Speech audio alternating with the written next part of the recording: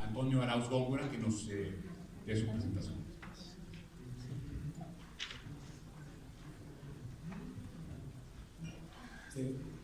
Muy buenos días. Muchas gracias a Berenguer por esta iniciativa, sobre todo, y pues muchas gracias también por invitarme a participar. En los siguientes 10 minutos, que es el tiempo que tengo destinado para esta presentación, quiero resaltarles algunos de los aspectos más importantes de la enfermedad vascular cerebral. Y quise ponerles la definición que nosotros usamos, porque hay varios aspectos que son muy importantes para su definición. La enfermedad vascular cerebral es un síndrome clínico, neurológico desde luego, que tiene como común denominador la afección de los vasos en el cerebro. Y a diferencia de otras enfermedades neurológicas, la presentación clínica, las manifestaciones que tiene un paciente con una enfermedad vascular cerebral, habitualmente son súbitas. Eso quiere decir que un paciente que está en condiciones adecuadas de un momento a otro tiene una hemiparesia, que quiere decir debilidad del hemicuerpo, no puede hablar, no puede expresarse, no entiende lo que le decimos. Y esto, a diferencia de otras enfermedades, la característica principal es la presentación súbita que tienen estos signos y síntomas neurológicos. Desde luego, como ustedes pueden ver aquí en la definición, existen diferentes subtipos que tienen en común el daño en los vasos cerebrales. Nosotros hablamos de enfermedad vascular cerebral, y eso quiere decir que es una enfermedad que afecta los vasos en el cerebro. Pero la enfermedad vascular cerebral no es igual en todos los casos y tenemos diferentes subtipos. Los subtipos más importantes son estos que ustedes ven aquí. Uno es la hemorragia cerebral, que es la ruptura de uno de los vasos cerebrales, y esto hace un derramamiento de sangre, y es por eso que en términos generales en la población se conoce como derrame cerebral. El término adecuado es hemorragia cerebral. Es una hemorragia que está dentro del cerebro y que se debe habitualmente a la ruptura de un vaso en el cerebro, y esto ocasiona un déficit neurológico agudo. Este subtipo de enfermedad vascular cerebral ocurre entre el 20 y el 30% de los casos, y el restante de los casos son infartos cerebrales, que es el otro subtipo de enfermedad vascular cerebral. Y este es el tipo que ocurre cuando uno de los vasos en el cerebro se ocluye, se tapa, deja de llegar circulación a una parte del cerebro, y esta parte del cerebro se muere, se necrosa, y el paciente tiene un déficit neurológico. Esta es la forma más frecuente de la enfermedad vascular cerebral. Nosotros, los médicos, tenemos diferentes estrategias y diferentes métodos de diagnóstico para llegar a la conclusión de si se trata de una hemorragia cerebral o si se trata de un infarto cerebral.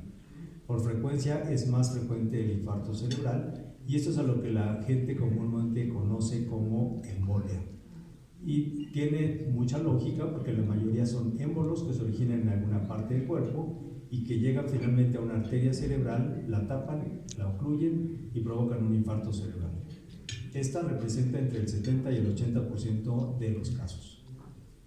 Estas son las estadísticas mundiales de la enfermedad vascular cerebral. Son aproximaciones, desde luego, pero lo que sabemos es que, primero, la enfermedad vascular cerebral es una de las principales causas de muerte en el mundo. En diferentes partes del mundo vemos que está entre la tercera y la cuarta causa de muerte. En hombres y mujeres es por igual. Y lo que también sabemos es que la enfermedad vascular cerebral es la principal causa de discapacidad. Eso quiere decir que una gran proporción de pacientes que sufren un evento vascular cerebral se mueren, pero el resto de los que sobreviven quedan con algún grado de discapacidad. Y esta discapacidad puede ser desde leve, moderada o severa, y severa es aquella en la que el paciente es totalmente dependiente de los demás, que requiere de una silla de ruedas para poder movilizarse, que no tiene control de esfínteres, que requiere apoyo para alimentarse, para hacer todas sus actividades de la vida diaria.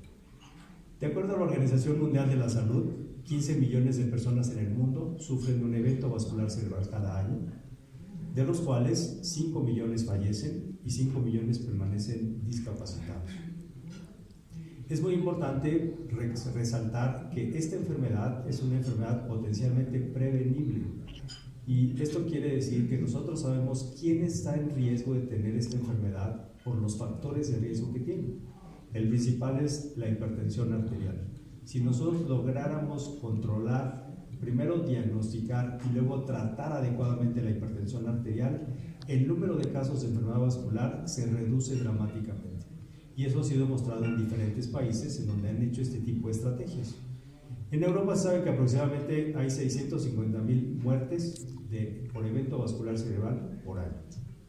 Y esto es lo que nosotros hacemos con el manejo de la enfermedad vascular cerebral. Una parte muy importante es que es una enfermedad potencialmente prevenible.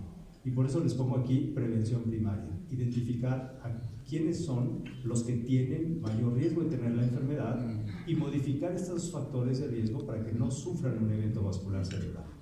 Si no logro hacer este paso, si no logro prevenir, hacer prevención primaria, lo que tengo que hacer es dar un tratamiento agudo de la enfermedad, que es lo que sabemos que modifica la evolución de la enfermedad. Y esto de modificar la evolución de la enfermedad es menos muertes, menos pacientes discapacitados después de la enfermedad. Entonces, el tratamiento agudo es una de las partes primordiales en el tratamiento de la enfermedad vascular cerebral. Después hago rehabilitación porque la mayoría de estos pacientes quedan discapacitados y hago una prevención secundaria porque quien tiene un evento vascular cerebral tiene riesgo de tener uno nuevo en el futuro si no modifico nuevamente los factores que llevan a la enfermedad. Entonces, ¿qué pasa con los sobrevivientes? Es la principal causa de discapacidad. Y esta discapacidad o secuelas que deja la enfermedad dependen de la parte del cerebro que se afecta.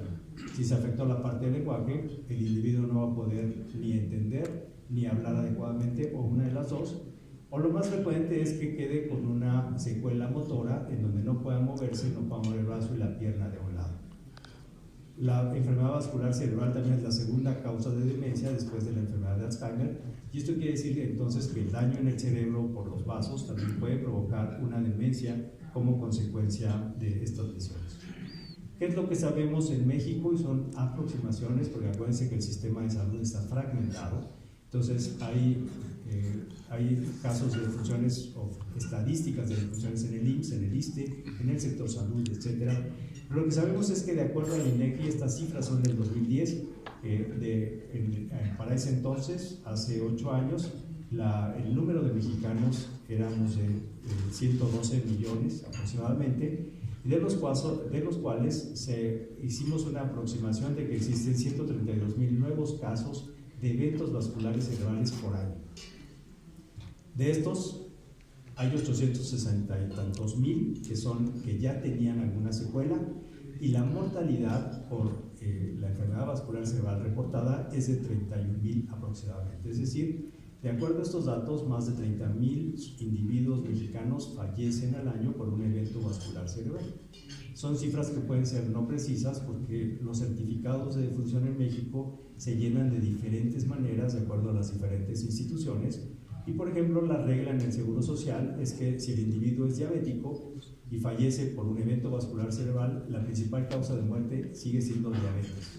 Entonces resulta que tenemos un alto número de muertes por diabetes cuando en realidad son complicaciones de la diabetes lo que provoca la muerte.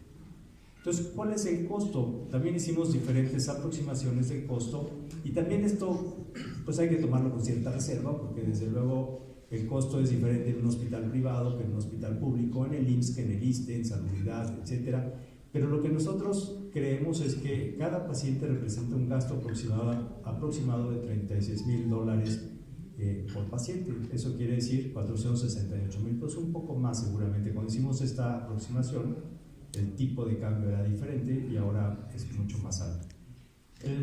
El costo no solamente es la hospitalización del paciente y el tratamiento que requiere.